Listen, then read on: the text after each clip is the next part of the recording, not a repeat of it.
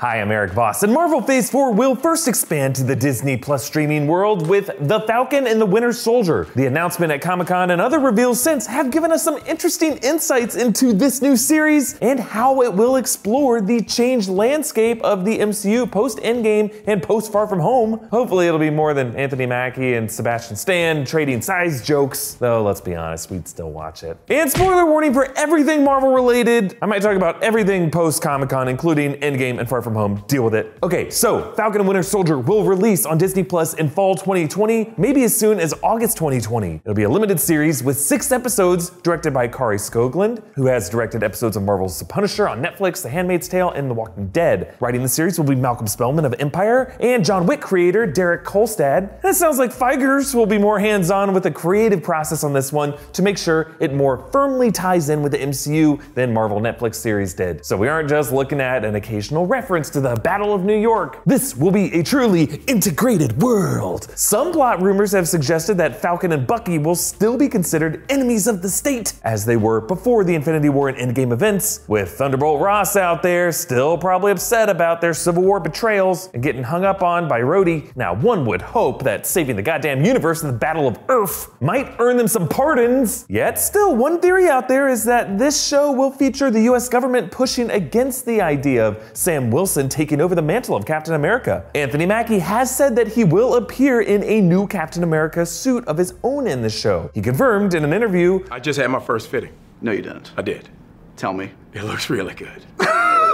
It looks really good. Where are the wings 7 go? years. Dude, that's my question. Where I'm putting them? so it's not totally clear if he will still have the Falcon wings as well as Cap's shield. Either way, I don't think Sam Wilson will get a new suit and gear like this without some kind of institutional support. It'll just be interesting to see what the world's institutions will look like post-blip. Spider-Man Far From Home suggested that things like public schools, passport offices, airport security are doing a decent job picking up the pieces. Meanwhile, Nick Fury's operation seems to be in conjunction with some dummy Skrulls. I speculated that he could have launched SWORD to orbit and protect the Earth from the peak. So we just don't know how all of this will leave world security forces on the ground level. We do know that Emily Van Camp will also be joining this cast as Agent 13 Sharon Carter, last seen by Falcon and Bucky as she was Smooch and Steve in Civil War, and this is before he went back in time and actually hooked up with her great aunt. Okay, maybe the Black Widow movie coming in May 2020 could shed some light on this world. That movie will bounce back and forth between Natasha in her years also on the run after her Civil War betrayal, but also the years earlier in Budapest, and maybe it'll establish the existence of a covert spy organization with Yelena Belova and Red Guardian, the seeds of a future Dark Avengers movie which could connect with Winter Soldier's story, but all this would set the stage for Falcon and Winter Soldier's villain, revealed at Comic-Con to be Baron Zemo from Civil War. He interrupted the panel in a video with a list of Hydra Winter Soldier activation words: longing, rusted, 17, daybreak, furnace, 9, benign, homecoming, 1, freight car. Oh, I shouldn't have said them out loud, oh my god, oh my god! Brule later reposted images of this little cameo on his Instagram, in which you get a good look of him in Zemo's classic purple mask appearance from the comics. So what is Zemo's secret plan? How is he gonna come after Falcon and Winter Soldier? Well, the last we saw of Zemo, he was apprehended by Black Panther at the end of Civil War, and in the movie Black Panther, we saw some news reports explaining his arrest. Now remember, his original plan in Civil War was to turn the Avengers against each other, to seek revenge for the deaths of his family in the Sokovia event in Age of Ultron.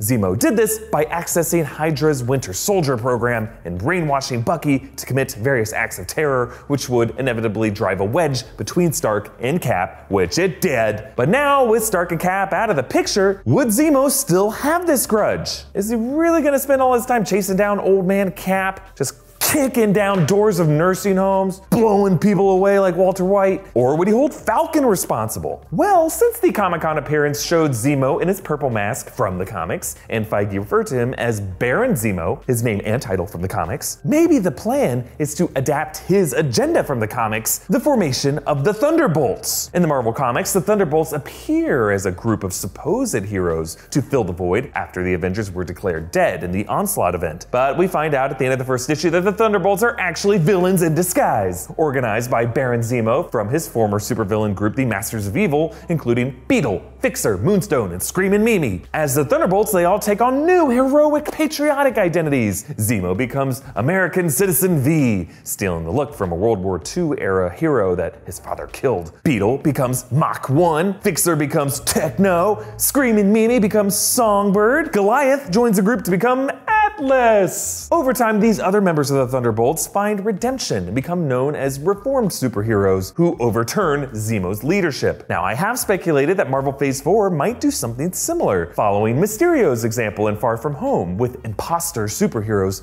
filling the Avengers void, but actually possessing secret villainous agendas. But I could also see Baron Zemo manipulating events in a similar way. Consider the blip playing into Zemo's escape. Either the guards at his prison cell got dusted away, or he himself got dusted, but then blipped back after the prison cell was moved or remodeled over the 5 years. Perhaps his first move then would be to track down Bucky Barnes and use these same Winter Soldier activation words to control him, and then from that build a league of Thunderbolt heroes to become the new Avengers of this world. That might also include figures like Yelena Belova, the new Black Widow. They would all be operating in a world post-Mysterio, the Great Murder, according to the Daily Bugle, so they could pick up where Mysterio's fake news left off, adding Sam Wilson to the list along with Peter Parker of disgraced former Avengers who don't deserve to inherit the mantles of their successors. Now, the challenge of the good guys here would be to overthrow Zemo as the head of this league, win over the public, and then use the leftover redemptive heroes in the ranks to lay the groundwork for a new true Avengers lineup in Phase 4 and beyond. What do you think of this idea, and what do you think Zemo's plan will be in Falcon and the Winter Soldier?